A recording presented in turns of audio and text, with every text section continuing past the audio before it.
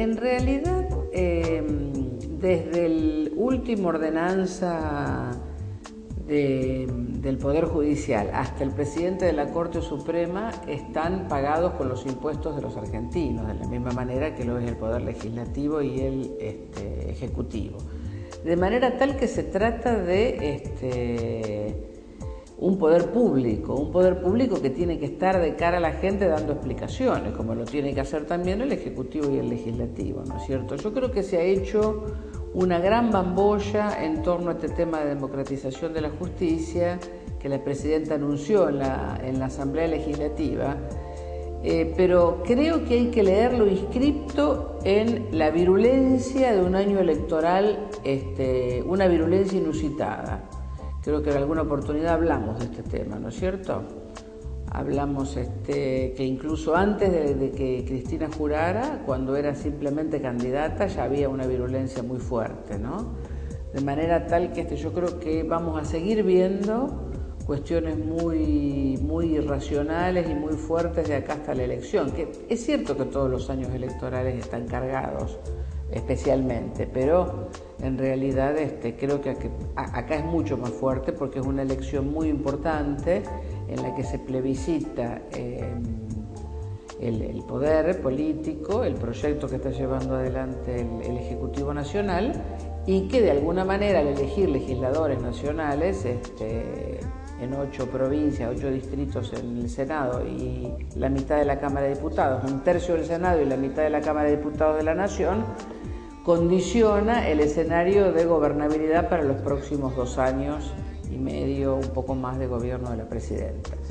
Este proceso en realidad empieza hace mucho tiempo, empieza cuando la Presidenta envía en primer lugar el digesto jurídico, que era una vieja deuda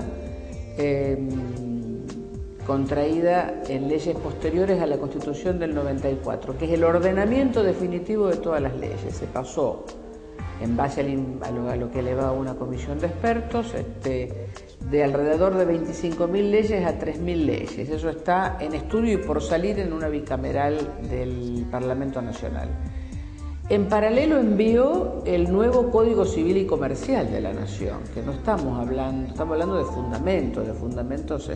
Los códigos tienen el rango inmediatamente inferior al de la Constitución Nacional, absolutamente ayornado, ¿no es cierto? Por supuesto que está en debate y creo que este año o a lo sumo a principios del año próximo va a salir. Está enviando el nuevo Código Penal y está enviando el nuevo Código de Procedimiento, con lo cual está en su cabeza, que es una cabeza de jurista, ¿no es cierto?, el tema de modernizar un poder público, como es el Poder Judicial, que históricamente estuvo acostumbrado a trabajar de una manera bastante cerrada. Es natural que sea corporativo, pero me parece que hay como un exceso de corporación en esto, ¿no es cierto? Bueno, entonces, entre los proyectos, para que se entienda, está la posibilidad de que vos, desde tu computadora, accedas al seguimiento completo de un expediente, que hoy sabemos que es una cosa bastante oscura, ¿no es cierto?, por un lado.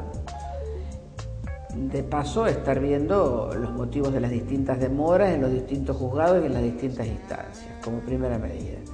El tema del ingreso por orden de mérito a la justicia, que si hay que hacerlo con los empleados del Poder Legislativo y con los empleados del Ejecutivo me parece correcto, pero no por eso no hay que hacerlo con el Judicial, ¿no es cierto? Lo digo porque es alguno de los argumentos que se esgrime. ¿Por qué se hace esto? Porque históricamente han ingresado personas allegadas al mismo Poder Judicial, a los mismos jueces, de manera que de esa manera lo abrís. La creación de las cámaras contencioso, las cámaras de casación, ¿no es cierto?, que son la instancia de revisión previo a elevar las causas a la Corte. Existía ya en el orden penal y en este caso se suma la contencioso administrativa, la laboral y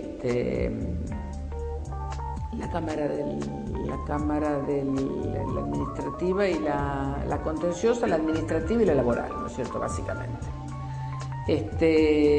Para unificar criterios hacia abajo y para que no lleguen alrededor de 25.000 causas a la justicia, sin ser el extremo de lo que revisa a la Corte Suprema, sin ser el extremo de lo que revisa la Corte Suprema de Estados Unidos, que trata alrededor de 100, 150 casos por año como mucho, pero tampoco la irracionalidad de tener en una corte 25.000 causas que terminan, algunas resolviéndose y otras emblemáticas no. La normalización de las cautelares, que en realidad tiene que ver con el Código de Procedimientos, ¿no es cierto? Entonces, bueno, poner plazo para las mismas, un rol diferente al Estado y, por supuesto, en cuanto a estar informado de que existen cautelares en su contra y, fundamentalmente, salvaguardar, que esto es lo que hay que desmitificar, salvaguardar los derechos relacionados con lo ambiental, los derechos humanos, desde ya que, por supuesto, todo eso queda fuera del alcance de los plazos de lo que es una cautelar, ¿no? Bueno, el tema polémico del Consejo de la Magistratura, ¿no es cierto? El Consejo de la Magistratura en realidad se crea en la Constitución del 94, es un instituto muy europeo, como explica Pichetto en el cierre de su alocución, ¿no es cierto? Se da de bruces con la estructura liberal americana, que tiene un poco de fondo nuestra Constitución, y al igual que el Defensor del Pueblo, de todas maneras hasta el presente, a los fines de elegir jueces, ¿no es cierto? La selección de jueces a través de concursos, las acusaciones, los enjuiciamientos no, porque los enjuiciamientos siguen en manos del jury de enjuiciamiento. No ha funcionado con la celeridad que se debía. Se le hicieron 2 reformas, no funcionaron, y se está intentando una tercera reforma, que es a la que le dimos media sanción el otro día, y sinceramente no es para que tengan jueces amigos el Poder Ejecutivo Nacional, ¿no es cierto? A mí me parece que el hecho de que el ciudadano pueda estar votando un consejero que representa sectores académicos y sectores de la jurisprudencia me parece importante, ¿no? En fin, creo que la lectura correcta es inscribirlo en la pelea electoral, ¿no es cierto?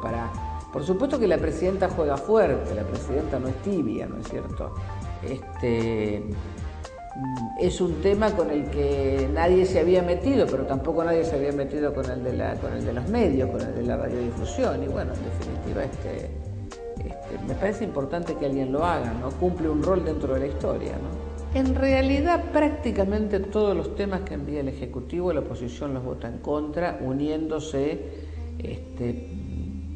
posiciones ideológicas antagónicas, porque en el caso particular de la provincia de Santa Fe, Justiniani y Reutemann en el Senado votan todos juntos, ¿no es cierto? Y bueno, ahí en la Cámara de Diputados el PRO, salvo raras excepciones, vota junto con el espacio del socialismo, salvo excepciones. En general, los proyectos que envía el Ejecutivo, todo el arco opositor lo vota en contra. Es muy raro que encuentres un proyecto a favor, que voten a favor. Me parece que hay una cuota importante de irracionalidad y bueno, y una sospecha absoluta sobre todo, ¿no?